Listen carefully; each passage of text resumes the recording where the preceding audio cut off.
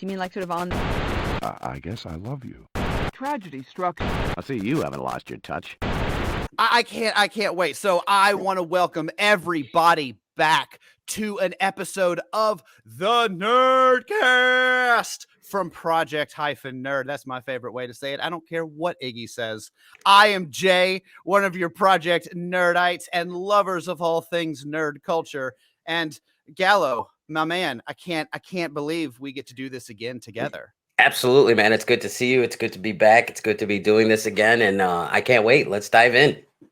Yes. Okay. So we have a very special guest. So not only has this guest been all over the world, he's got a career that spans both music and theater and currently film and TV and voice. He's got all the things, but also it involves sword fighting and Lance Hendrickson. So that's all I'm going to tease you with, because I'm going to bring him in right now.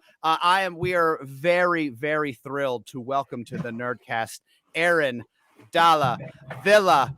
Aaron Dalla Villa. Hey! Woo, Dalla. I like that intro. That was a hot intro. Thank you very much. Just to out myself, I asked you before the recording, how is your name pronounced? Because I wanted it so badly to rhyme with dollar bill. And it did. And I was very happy. That's right, man. Dalla Villa, dollar bills. Welcome to the Nerdcast. Thank you so much, Aaron, for taking time out of your busy day to actually talk with us and nerd out about your career and some of the things that we all love. But thank you so much for being here. Dude, my pleasure. Thanks for having me, man. So the first question I have to ask is, are you in a shower? Where are you? What is happening right now? Working with Dan Lance again, the director of Alpha Rift, and I'm in an RV shower right now doing this interview. There it is. So okay, if you guys don't mind, we're going to take a break. I'm going to turn this water on. No, wait. It'll ruin the stream. So I'll see y'all in a few, actually. Don't cross the streams. Don't. Yeah, we were earlier before this interview. This was like an Aaron Sorkin movie. We're running around trying to find the right location. Nice. Aaron and I were location scouting before the Nerdcast. We take this very seriously. We were location scouting. There was sound design. Yeah, my goodness, the whole thing. You wouldn't believe it. It was like a real production over here. But Aaron, I mean, you're on Real Productions. You're here to talk about Alpha Rift, and that was the teaser that I gave beforehand. And I do want to dive into that. But you're on set like right now, working on stuff. Yeah. Well, that's really exciting. Can you tell us, like, what can you give the Project Nerd it's universe, a movie like with, a little bit of a teaser? It's a movie with Bill Moseley and Kane Hodder. Oh, really? Yeah. Okay. Yeah. I can't ask how Kane Hodder kills you, but I want to. Kane Hodder's son. Oh, okay. Oh, okay. Well, that changes the fact that I thought he was going to brutally murder you in the movie. No, I do low. No. Well, you know what? We'll talk about The Pledge, the other movie that's already been released that also has a lot of death in that. But first, let's talk about Alpha Rift for a second, because I want to lead you in with a super easy question. I'm sure you've gotten this all the time, but how does a guy from Virginia who studies dance wake up one morning and find himself sword fighting Lance Hendrickson? Shoot, man. It's a dream we all have. Man, life is a funny thing. I think the biggest thing you got to do is you just got to be open to what comes your way, and you got to be open and available to the universe, and not being closed-minded or shut off or negative and stuff. And you'll find the right roles. You'll find the right paths. I never thought I was going to be an actor, but then it just happened. And now, I'm working with absolute legends, Mm-hmm. So I'm really grateful and I'm really blessed. And it's just the beginning. Well, that's really exciting. So I want to talk about Alpha Rift a little bit. We watched the trailer beforehand. Super fun looking. I love stuff that mixes like Destiny, and it's not necessarily time travel, but it's that idea of times and blendings. And so I'm curious, when you're getting in the mode for a movie like that, how much Are you a physical dude? Like, how much physicality is involved in getting ready for something like that? I learn a lot through physicality because I started as a dancer. So the choreography, all that stuff, I pick it up really quickly. So it's very physical for me. I like that. That's really cool. I mean, especially like, again, I've seen sort of the trailer of it. I know the general premise of where we're going. So there looked like a lot of exciting action and fun fighting. So there's choreography to the moon and back. That's really cool. But what was something about it that you didn't expect? Like, what was the thing that you got out of that production that you didn't think you were going to pull? How to be a male lead. Nice. How to be a male I like lead. that. I like that. Now we don't have to give away all the trade secrets, but now one thing you may not know, Aaron, is on the side I also host a podcast called High Five. And what it's about is your favorite top 5 things. Now I'm going to put you on the spot a little bit. Now, and I don't want your top 5 or nothing, but when it comes to like, and time travel movies is what I think of initially. Like, do you have a favorite time travel movie, a favorite movie that you go? Gasp! That's one of mine. Yeah. Where was how early? Alpha Rift is based on Marty McFly. Really? Yeah. So that's where okay. Yeah. This is why people are gonna love it. You know, it's gonna find its audience. You know, it's entertaining, it's fun, it's great for the whole family as well. It's great for nerds, it's great for gamers, and it's a throwback to those 80 movies. My character is basically Marty McFly.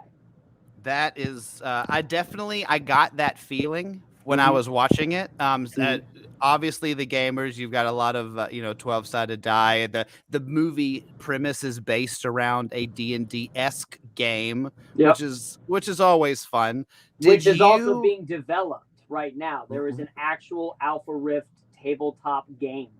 Really? Yeah. Now, is that a chicken and the egg thing? Genius. Wow. Dan Lance is a genius.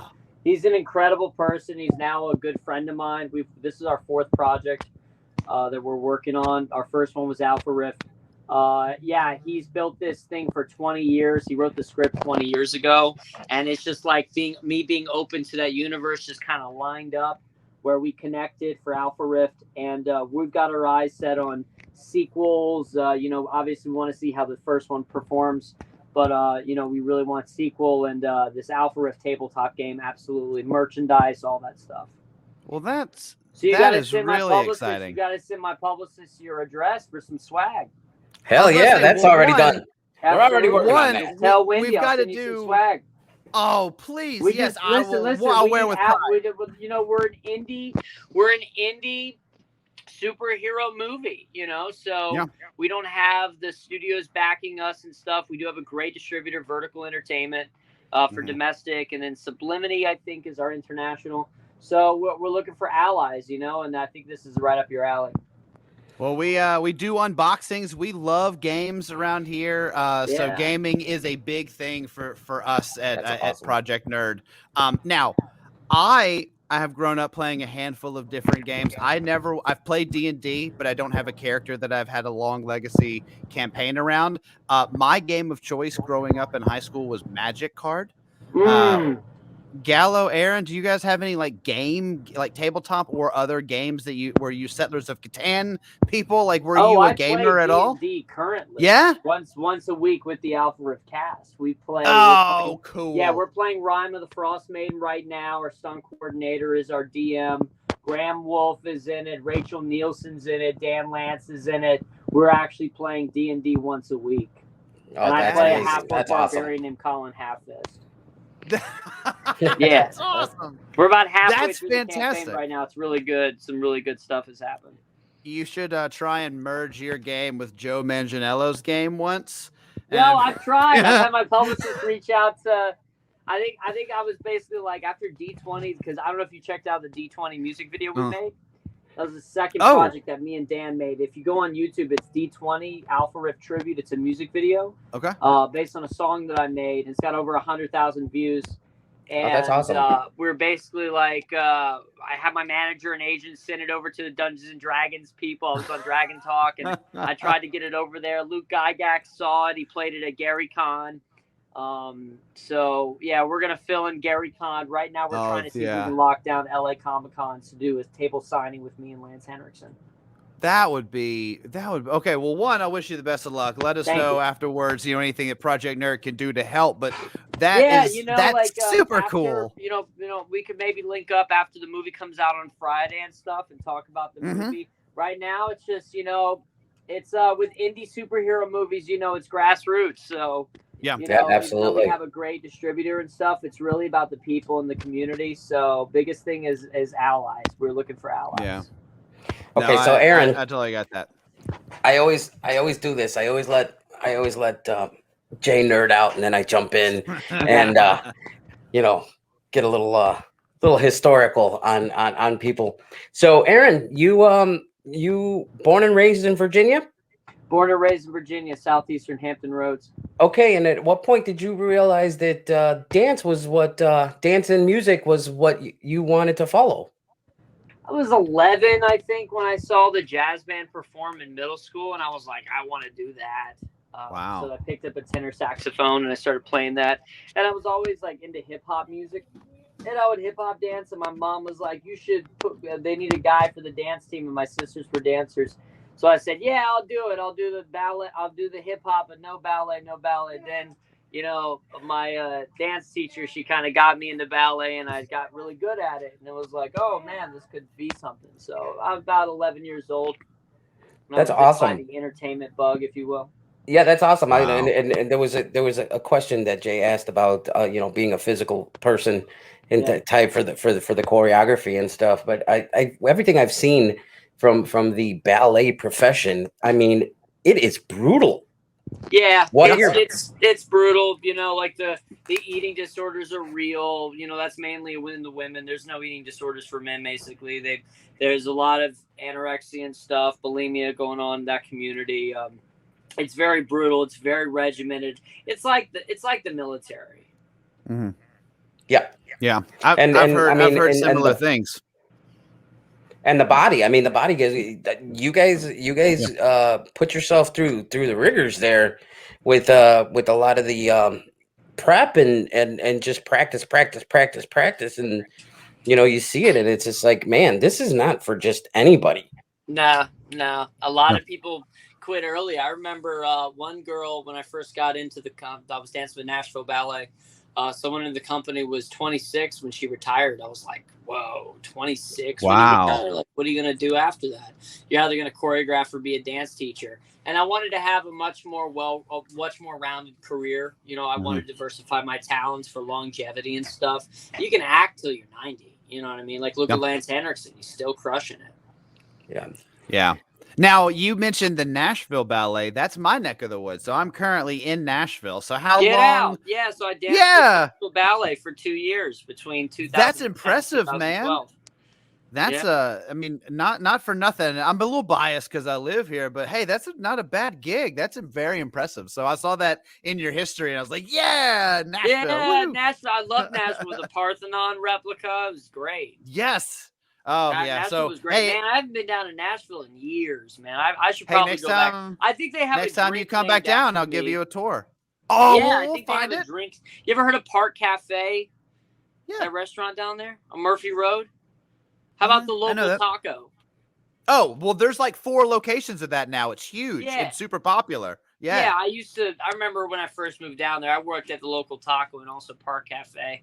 And I think they have a drink named after me at Park Cafe. I hope it still is. Yeah. I think it's called the Tiny Dancer, actually. Yeah. They used to call me that, Tiny Dancer. Okay, well, next time you're around town, hit me up on Facebook or on socials or something, and I'll give you a tour of like things that have changed. But so Nashville Ballet, you're dancing. Then do you end in theater, or do you like purposely say, all right, I'm gonna go act now? Bro, literally, I was auditioning for another dance company in Chicago. My neck of the woods. Yeah, Chicago. I lived there for 2 years, Dance with Elements, Contemporary Ballet, and was auditioning for Dance Works Chicago and River North Dance Chicago. Yep. So I was auditioning for River North Dance Chicago, and I went out with one of my friends one night, and I hopped over a turnstile and literally sprained my ankle hopping over the turnstile. And then the next day I was offered the contract for River North, but I was on crutches. So I said, what do I do? They needed an immediate replacement. I went on Craigslist and looked. I said, screw it, I'll act. And I literally just hopped on Craigslist and just found some dinner theater show and auditioned for it. And it was one of my first roles. I was playing a 40-year-old restaurateur, you know? And I just like, and there's no way this kid who looks like he's 16 playing a 40-year-old man and with this fake Italian accent. This is a god-awful show, but then one thing led to the next, you know? Oh, that's like hilarious. one of the reviews of the show was, the plot is prosciutto thin. Hire that guy as one of your writers. He's got it was a good terrible, man. It was terrible. Well, but that's, So I mean, bad. come on. You Yeah, found it on Craigslist after you sprained your ankle in the career that you were going for. I think you did. You did okay, I think. Yeah, man. You know, it's a story. Like I literally fell into acting. And don't forget, even though you were hurt, you made it. You got this. You got the put that on the resume. I was there. I made it. Yeah. I made it, man. I got the job. I just, Yeah, I said no for unfortunately, River personal North reasons. has closed. Yes. The pandemic took them out, and they were a fantastic company. But you want to talk about being put through the ringer and how hard they work. Man, that company, those dancers, they worked to the bone. They worked to the bone. I think everything here is Joffrey now. Yeah. Well, I was gonna say, I'd rather harder than? I'd much be a movie star now. So. Yeah. Well, I mean that seems to be the angle that you've been working on. Now, we've talked a little bit about Alpha Rift, which I want to get back to because I do want to poke a little bit about Lance, fan. Yeah, he's but fantastic. I actually want to go back and ask about Pledge a little bit. Sure, Because I went back through your history, and as I'm wont to do, because you're on IMDb, public knowledge. But anyway, no.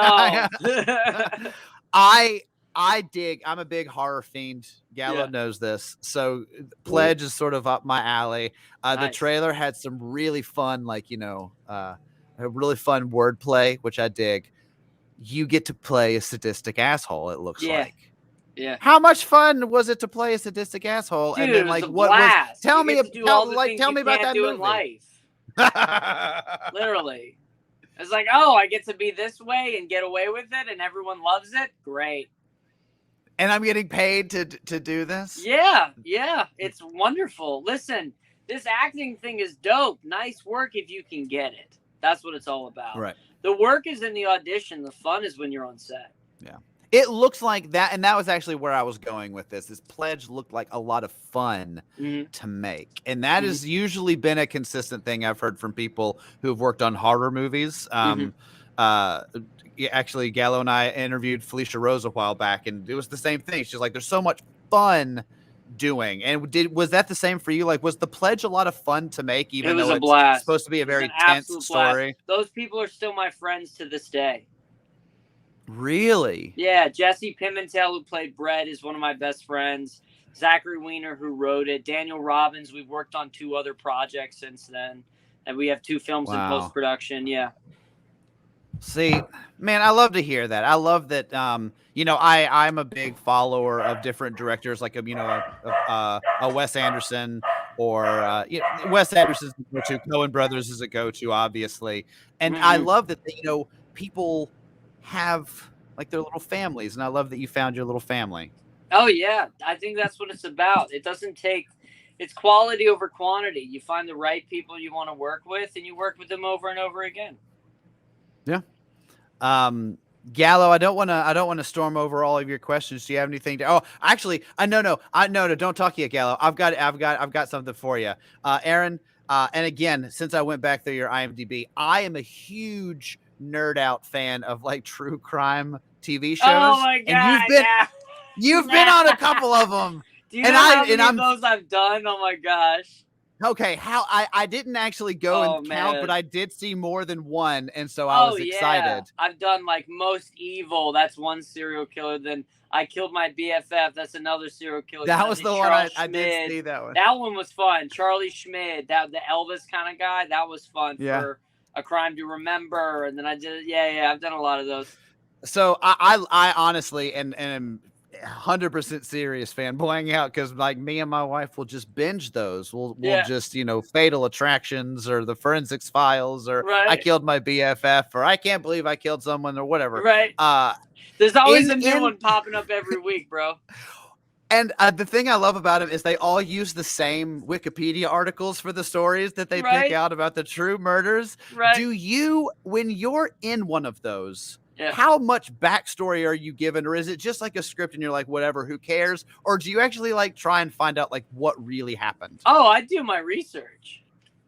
Oh, because literally it's like, even though it's reenactment stuff, I still want to play true to the character. So anything that I can find, I do my research, Oh, I love to hear that. I love to hear that because that means like, you're taking it seriously. And I dig that sometimes a whole lot. they don't give you crap. Sometimes they don't. Yeah? You know what I mean? Like literally they'll just be like, yeah, go over here and just do this. Like there's no script. There's nothing. He stabs her. Well, why? Yeah, no, that's at the end of the episode. You don't need to know. That's my job. I love that. Oh, sorry. I remembered seeing that in your list. And I was like, I've got to ask him about these. Yeah. I want to know how the sausage is made because I watched so many of them. I love that. Oh my goodness. Okay. I've nerded out about a handful of things. When you're not dancing, when you're not acting, what are you actually doing and nerding out about in your spare time? Like, what is it that Aaron I'm a big fan of Dalla Villa loves? I'm waiting for God of War Ragnarok, man. I love God of War. Same. Dude. Same. Dude, I think Corey Haim. That's the director. Corey Haim, I think. Or no, that's not Corey Haim. Corey, right? Corey something. Let me get it out there. Corey Haim's the actor. No, the freaking God of War Ragnarok is what I'm really excited about. Yeah, that one looks really good. We're big. And I have Grand Theft Auto, of course. Grand Theft Auto 5. I got a PS4, so yeah. That one was gorgeous. PS5. I have PS5, yeah. We upgraded as well. It took me like 9 months to track one down, but I finally did it because I was persistent and terrible. But I finally got one. And I found it. Corey Barlog. Corey Barlog. There it is. Yeah, he's an incredible director, man. I would love to work on God of War. I worked on a video game before. I worked on Earth Defense Force, Iron Rain. That was fun. I saw that for that. Did you get like a free copy of the game? I would hope so. Nah, I think I had to buy it. Boo! I know, stupid. But I was up for Far Cry 5 for 1 second, and I've gone out for Rockstar and stuff. So yeah, I foresee myself doing. I actually have to email a lady that this voice actor linked me up with doing motion capture because of my background. I'm gonna hit her up because I hit her up during the pandemic, so I don't know how much work there is to the pandemic. But I'm gonna hit her up again and say, hey, this is what I got going on. See if we can make something work. Dude, now that you talk about motion capture, it's always fun because I had the opportunity to meet it's gonna come to me. Okay, quick. Suicide Squad director. Oh, Zack Snyder. James Gunn. No. Sean Gunn, right? Sean. I met Sean. James Gunn. I met the brother. I met Sean. Weasel and the thing is Rocket that and all those. Yeah, and he actually did Bradley Cooper's job. All Bradley Cooper did was the voice because he played Rocket and he played Weasel because he was just Oh, you mean Guardians of the Galaxy, not Suicide Squad? I'm sorry, Guardians of the Galaxy, correct? Yeah, no, it's crazy. Like when I look at the videos of Bradley Cooper doing Rocket's voice, you don't even know it's Bradley Cooper. You're blown Correct. away. Yeah. And then it's hysterical. It's a fun ride. So you're everywhere, and that's awesome. You know that now I guess you've come to a point where the question can be asked. What is your favorite thing to do? Movies. Yeah. Hands down, movies, man. Is it just the opportunity that it's more of a kind of a longer sort of, legacy thing? Man, legacy. Yeah. Okay. Yeah, it stays much longer. We're nerding out about movies from the 80s and this, Right, we're still and the talking about 90s. movies. Like, listen, I love theater. I love voice work. I love motion capture, dance, all things art, music, TV, movies. So that's my favorite thing to do, because there's this some sort of like, we haven't lost that touch of magic from the golden age with movies. Everybody loves movies. We go to the movies, like, that's what I love. Yeah, I'm with you. Like I said, I told you earlier that I'm a big, movie fan. Like, that's what I nerd out about. And I'm the same way. Like, if you kind of get me started and rolling down that path, the idea of that great art can be made in the cinematic form. And I'm reminded of it almost every year. Just like even this year, movies like The Green Knight or Dune that just came out, like you just watch them and you're like, oh, what the amazing things people can do with this medium. Right. Like when they're really, really working at it and they're really putting their mind to it. And I love just the range of everything from, the fun you can have and the silliness you can have to the horror, to the, the artistic heights of whatever. I love the whole world. And I don't know where I was going with that. Creating magic. I like the way you put that, Aaron. That you still can create magic. It's like you can still make things, happen that people only imagine or think of, and it's just the technology of it all, is just taking us to newer heights, and it's just great, especially now, like with this COVID thing. We're back to going to the movies. We're starting to go back to, and it's actually an exciting thing. Yeah, it's like both of y'all are saying. I think both of y'all are getting to the point. Like, it's in our culture. It's imbued. It's necessary, especially now with the whole COVID thing. What did people turn to during that whole pandemic? They turned to entertainment. They need to be entertained. They turned to escapism. And that's my job. Get away. My job is to entertain. I'm an entertainer. So Charlie Chaplin it out. Let's do it. That's my job. Gallo, you kind of inspired a question that made me think. So that creating magic, and I can think back to movies that sort of locked that in for me, the magic of a thing like The Goonies, the magic of an adventure with your friends and things like that. But I'm going to ask you guys, do you have a specific movie that you think back on that's like, this is the movie that sort of solidified the magic of this for me? And while you're thinking, I'll give you mine so you sort of know context. Mine is Jurassic Park. There was something about Jurassic Park, as you're a boy growing up and you love dinosaurs, and then you see a movie and like you see the animated, dinosaur movies, but then you see Jurassic Park and it's a movie.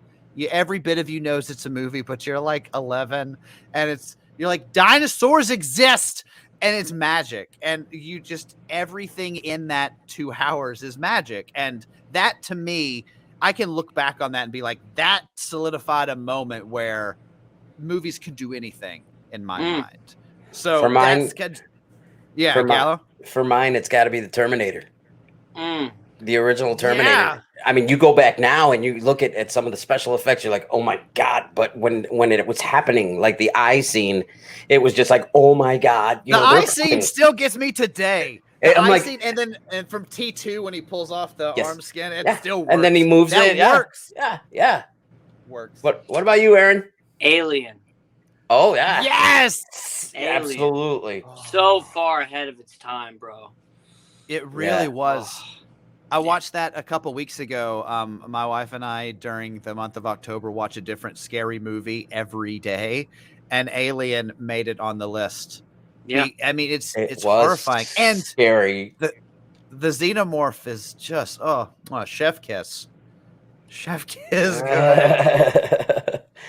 So that is a good call. That was another one where it was just a lot of new stuff that you saw that you never saw before, and it's just the scariness of it all. I mean, this is a sci-fi movie that's got like killer jump scares in it. Dude, how badass is Sigourney Weaver? She's a badass. She's a badass, dude. Yes. Like, the queen of badasses. Yeah, literally, dude. Like the best. Well, and not even to subtly, but to segue right back into what we're talking about, the one, the only, the great Lance Hendrickson. Oh yeah. So like, when I got the opportunity to work with him, I was like, that's what I did. Yeah. Did he allow you to nerd out about Bishop? Oh, or were yeah. you kind of Lance more like was a, cool. hey, Lance, we're bros? Lance is one of the coolest guys I've worked with. And I've worked with. Okay. Actually, I haven't had a problem with working any of these people, like Bill Moseley. I haven't met Kane yet. Tom Atkins, I worked with James Faulkner, these legends. Wow. And that's awesome. Lance was just mad cool. We stayed in the same bed and breakfast, and he was just cool. We went through the script, we laughed, we joked. Yeah, he was great. I love that. And again, we're here talking to you, so I don't want to make it about him, but I'd be remiss if I didn't at least ask, because no, you can't. He's Lance Hendrickson, man. 100%. Like, dude, he's Lance, dude. I would love it. Did he respond to Alien stuff? He should have been nominated for an Oscar for Viggo Mortensen's Falling. 100%. He's just he's so good. Yeah. And I'm glad that he was like. I'm glad that he was cool with that world, that he was just like, yeah, let's do this. Let's create. Oh, he just likes to create art, I imagine. Lance is a gem. Yeah, that's fantastic. That so, is so okay, awesome. are there legends? Who's on your list of legends that you want to work with that you haven't? Well, I'm all about gotcha journalism. Daniel Day-Lewis, if he ever comes out of retirement. Yeah, fingers crossed, right? Man, Robert De Niro. My first movie, I did it with Paul Sorvino. Actually, he was really. Yeah. How did that? Movie. Yeah. Yeah, I played a teenager in a murder, and Paul Sorvino was their marquee name, and yeah, so he was really cool. Viola Davis. Yeah, I think she's just absolutely incredible. Did what was the it was not Prisoner. I mean, she's in Prisoners and it's amazing, but what was the one about her doing the heist? It was like a year or two ago. Crud. I'm blanking on it. But it was really good. It had like she was married to Liam Neeson for a hot minute in the movie. And it was all the wives of the heistmen that had to get together and do a heist. And it was super duper good. And I'm blanking on the name, and I feel bad that I'm blanking on the name, but I am. But one name I'm not blanking on, and just, I was when I was looking through your list, I saw that you got to be a character called Sexy Guy, and that's fun. That's always nice to be Sexy Guy, like right? An early web series called The Under Fivers, right? I don't really know it. I just saw Sexy Guy, and I was like, well, that's a compliment. Yeah. That's a nice thing. He was like, oh, what are you? I'm Sexy Guy. I was like, don't brag. It's like, no, that's my character's name, Sexy Guy. You just roll with it. You know what I mean? Like, of course. They want you me to work play your Sexy way. Guy. All right. You better believe it. Dude, if they offered me Sexy Guy, I'd be like, I don't know why, but yeah, let's do this. I'll take it. Is sexy in quotation? Maybe. I'll take it. Sexy Guy. Jay, the name of the movie you were looking for is Widows. Thank you. Widows. Thank you, Gallo. I knew how we would get to it eventually. That one, if anyone who hasn't seen it, big high thumbs up recommend. I really want to work with Willem Dafoe. I think him and I will have that would be really awesome. Great chemistry on Cactus. Or obviously Jim Carrey, Oh wow, okay. I want to play Jim Carrey's son in Ace Ventura, on the next Ace Ventura. Oh, look at that. Yeah. You know what? There's some big shoes to fill, my man. Yeah. I grew up on the Carrey Man. Or if they do a remake of The Mask, which they shouldn't. Like, they shouldn't do a remake of Back to the Future. Just leave it alone. Agreed. Yeah, I they did agree. a remake of The Mask. I want to play The Mask, and I also want to play the Riddler one day. Oh, the Riddler. The Riddler is my favorite Batman villain. I can reach in almost any direction and it's green screen. Everyone wants green to play screen. Joker, but obviously you can't. After what Heath Ledger, Joaquin Phoenix, Mark Hamill, and even Jared Leto, like you just don't play Joker for a minute. Don't. That one's almost getting oversaturated, even though everybody's Yeah. brought really good stuff to the role. Yeah. But okay, have you guys seen the Batman trailer with Yeah, Paul of Dano course. Oh yeah, as well, the Riddler? Paul What do you Dano's gonna kill it. He's phenomenal. What do you think? What do you think of the trailer though? It's Like, very dark. It's a very, very dark thing on Batman. I wonder if they're gonna have Batman killing people now. yeah, Well, that's very I'm possible. wondering- Because Yeah. in the trailer, he basically beats the living heck out of the guy. he's looking like he's breaking a couple backs, maybe Yeah. maybe a couple shoulder blades Yeah. here and there. I will say, when they initially cast, I was like Robert Pattinson. I was like, I don't know, but then the more I thought about it, and the more stuff I saw him bro, do, listen, bro, yeah. you got to do something like. That's how the biz is. You got to do something like Twilight to get known. And Rob was like, "You just wait. I'm gonna flex my chops. Just wait a second. Look at Kristen Stewart too. We're doing this biopic killing for it. Diana, Mhm. killing it. She's gonna get nominated for an Oscar." And then Robert Pattinson comes through I with definitely the agree. Saucy Brothers Good Time. And then people are like, incredible. "Whoa, wait a minute, he can act." Same with Matthew McConaughey. He was taking. Yep. He talks about this. He was taking romantic comedies, and they paid really well. And then they offered him one for $14.5 million, and he turned it down. And he said, "This is not the direction." He didn't work for a year, but then what happened? Lincoln Lawyer, and that was it. Yeah. And then then Mud was around that time. Mud was fantastic. That was and then Dallas Mud Buyers was Club. so good. Dallas Buyers Club was around that time. Yeah, and Dallas Buyers Club not- was amazing. Yeah, That was really awesome. good. But Leto stole that one though, man. He was Leto, hands down amazing in that. And I back on Pattinson, like people like to say Cosmopolis stuff and about High the Times. Joker and Leto's Joker and stuff, but honestly, like, where do you go after Heath Ledger gives a legendary performance in Nolan's The Dark Knight? You have to make the concept of the Joker so different that it'll be different. And Jared Leto really went for it. And honestly, a lot of his scenes were cut from the movie. I was gonna say, It we wasn't don't fair even know, justice, and I that guess- was sadly out of his control. I was gonna say we don't know a lot of what his He's full-on going to get performance would nominated have for looked House like. of Gucci. Look at the transformation House of Gucci. Jared Leto, don't sleep on Jared Leto. You know, he's an Academy Award winner. Like, Oh my Yeah. goodness, I've been digging on Leto since one, I was a fan of his band. yeah, 30 Seconds to Mars, man. I used Yep, to 30 fuck out Seconds some- to Mars. Yeah. I'm a big fan of them, but also like Fight Club, Panic Room, his early yeah. stuff. I Fight was a Club's big one of fan my of his favorite early. movies. If I could work with a director, David Fincher, 100%. Oh, he's a dream. He's a Yeah. wonder. I mean, and actually you're a musician as well, so Yep. like soft segue into that, I guess. But you've been focusing on that considering, the pandemic stuff going on. So do you look at someone like Jared Leto and be like, yeah, you can balance like a musician that's putting your all into the music and an actor who's putting your all into the movies? Like, I mean, I'm like, he's like touring and stuff with a band Sure. and stuff. I just put out a couple songs because I just wanted to during the Yeah, okay. pandemic because I wanted to stay create. busy and stuff. But my main focus is acting. It's nice to have the music as a just something to be there, so people are like, oh, you do that as well. And if it wasn't for me putting that music out, this movie that I did with James Faulkner, where I play a hip hop mogul, I wrote Right. 2 songs for the character that are now in the movie that I have rights to.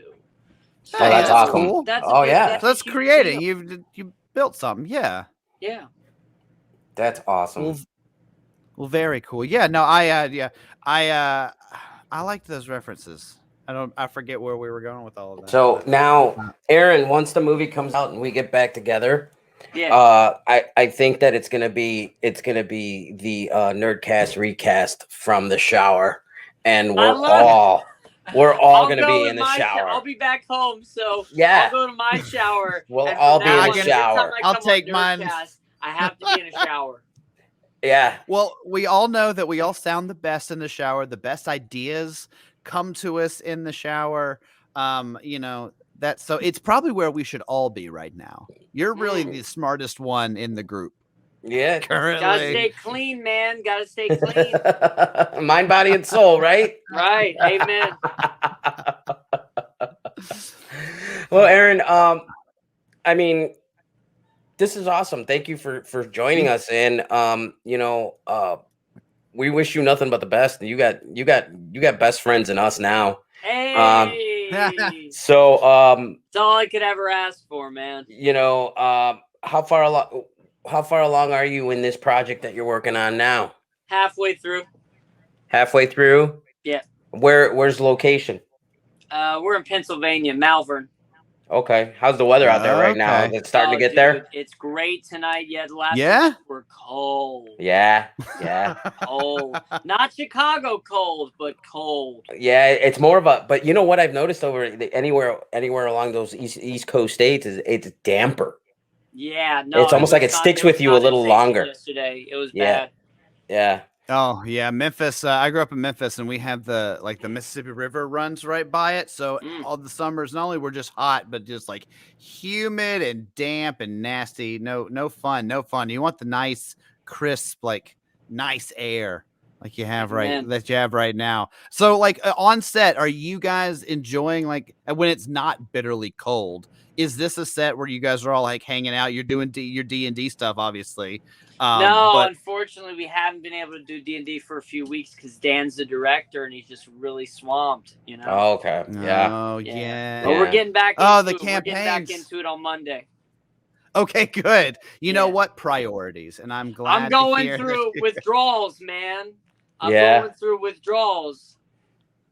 You need that in as part of your daily, right? As part of your weekly. Man. Absolutely.